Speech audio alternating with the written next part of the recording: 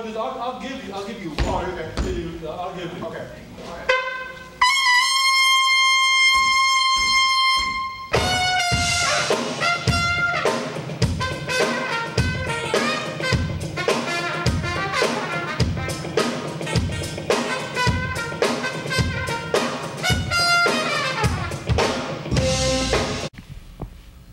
Good evening and welcome to a very special edition of Soul School. It is indeed my honor, my privilege to introduce to you youngsters a cat that I was raised on this cat's music, and much like Donald Byrd, Roy Ayers, and just different people like that, he was very important not only to the jazz scene, the funk scene, the classical scene. He's a little bit of a gumbo when it comes to his music approach. Very, very musical approach. Unlike anybody that you probably have ever seen. You would have to go back to Miles and just different people like that as far as being able to really explore into different avenues. And please welcome to the show, former GRP recording great. When you play with Marcus Miller and Buddy Williams and different people like that, you are truly indeed great. Tom Brown, welcome to the show. Good being here. Good. First of all, it is an honor. It is truly, I've said it to you 3 or 4 times before we started, but I really want you to know, man, that all the way from Brown Sugar to Tommy Gunn, you know, I was with you all the way. I used to DJ back in the day, and you were a fixture always on the dance floor. Appreciate that. What are you doing up here in the Bay Area, sir? I have a package that I'm doing with Ronnie Laws.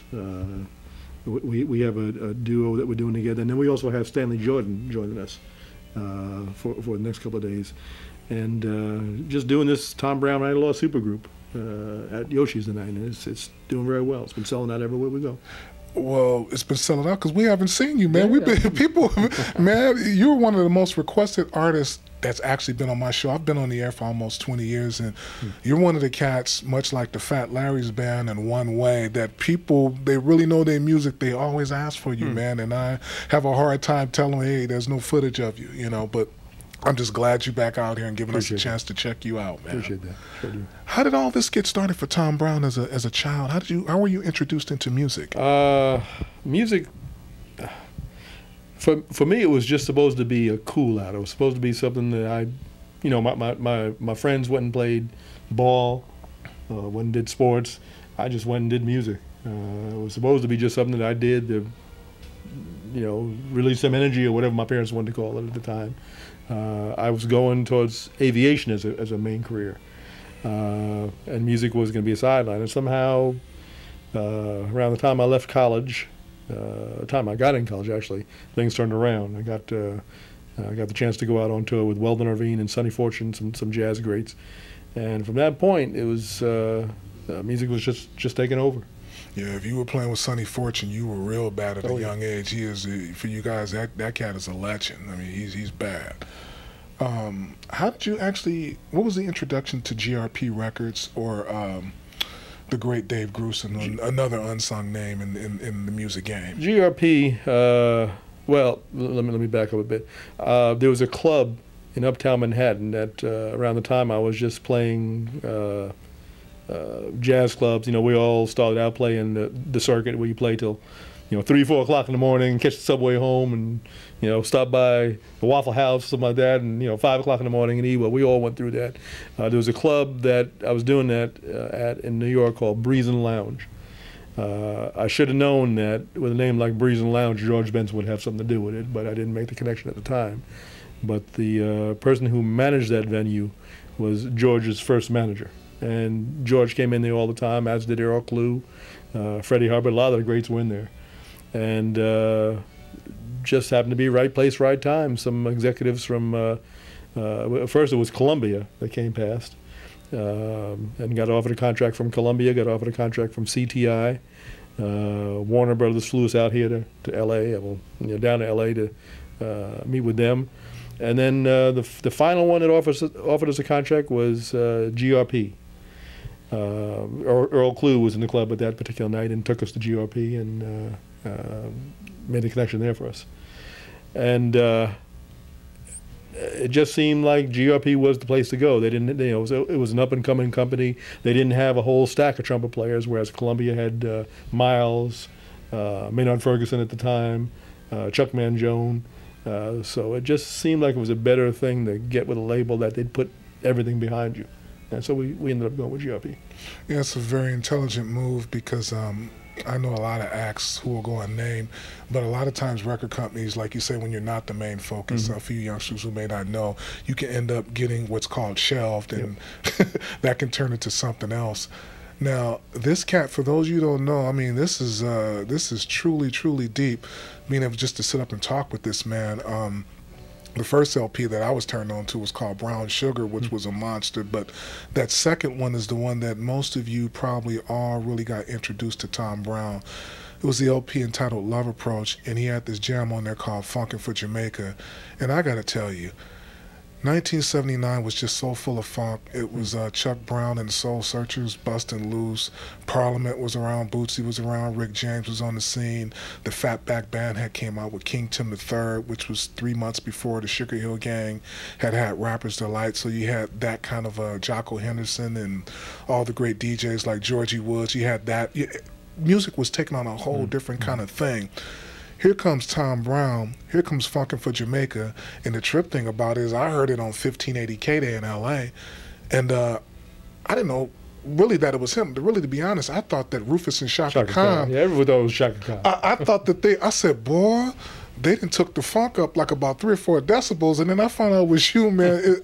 I was blown. I didn't see that one coming, man. The beautiful thing about my hometown, which was Jamaica, New York, that's what that song was written for.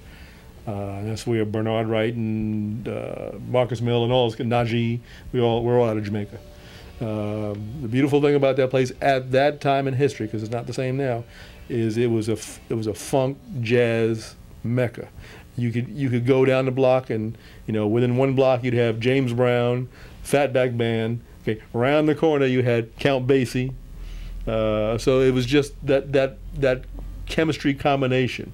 There was a club that we all went past in Jamaica called the Village Door. It was a Chinese restaurant. Okay, and you can go in there, and Freddie Hubbard might walk in and sit in. Okay, so you're sitting there eating, pork lo mein or something, and here comes Freddie Hubbard to play, or Richard Williams or someone like that. It was unique. It was unique, and it just caused all of us to have a certain lean on the music. And you could hear it, you hear it in Marcus, hear it in Bernard, hear it in every one of us. Yeah, Bernard Wright, that's a whole nother show, you guys. That dude is real serious. Anytime you're 16 years old, you play with Buster Williams, who's perhaps the dean of the bass, much like James Jamerson or Louis Satterfield out of Chicago. If you're 16 and you play with Buster Williams, you bad. Bernard Wright, I don't even want to get started because he'll make me lose my mind and my focus, which is where I'm at. He's bad. There were some other things on that Love Approach album that I thought got grossly overlooked because of the huge success of Funkin' for Jamaica. But for me, I had moved back from Southern California to the Bay Area, and I got to tell you, Mr. Brown, we had moved to the projects for the first time in my lives, and I had never, ever been accustomed to that kind of a lifestyle. Mom and Dad had kind of separated or whatever. And, man, when Magic came out, in early '81, man, #1, Thighs High to the Sky, that song was so important to the early stages of hip-hop.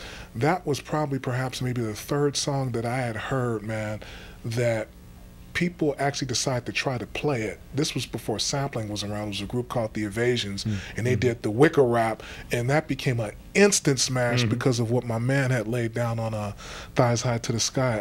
How did you feel about all of that when that was going down? It was all music. It was all music. That was the, like I was saying, that was the beautiful thing about this. There was, we weren't trying to get a funk hit and R&B. We weren't trying to do anything. We were just trying to make some music. And it just took on a life of its own.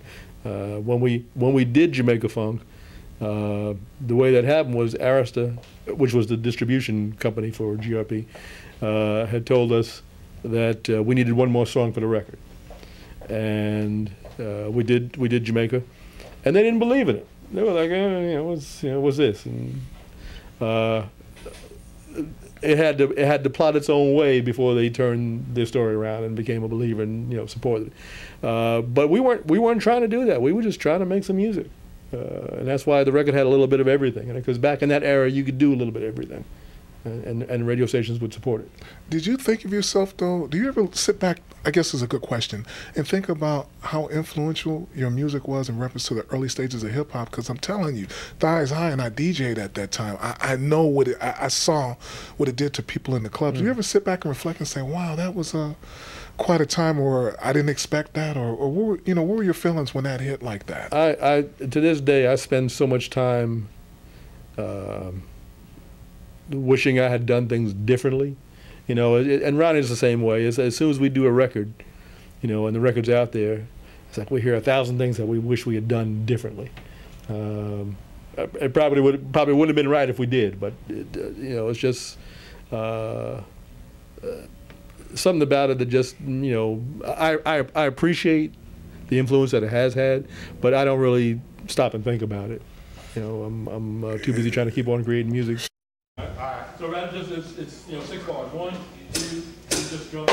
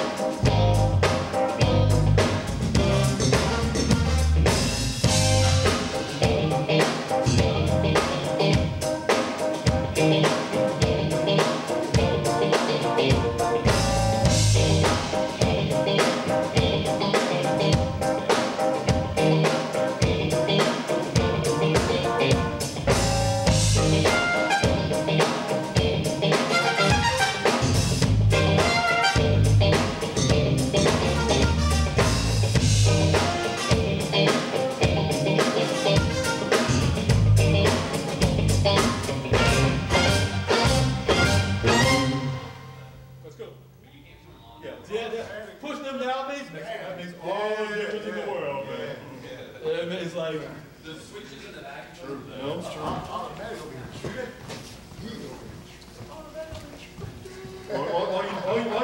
All you need is some George Duke out there when we get to the album.